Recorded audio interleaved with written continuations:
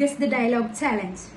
എനിക്കറിയാവുന്നവരോട് ഞാൻ പണ്ടേ പറഞ്ഞിട്ടുണ്ട്, narcotics is a dirty business.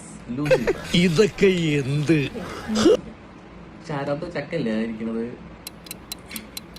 നീ എന്താ ആലോചിക്കുന്നത്?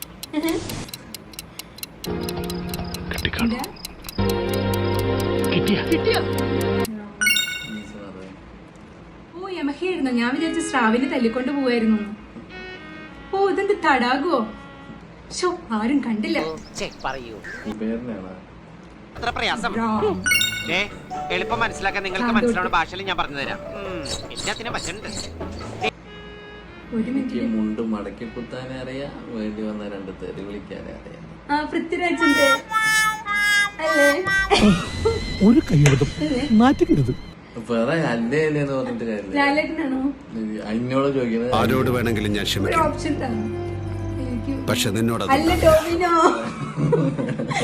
ആ ലൂസിഫർ.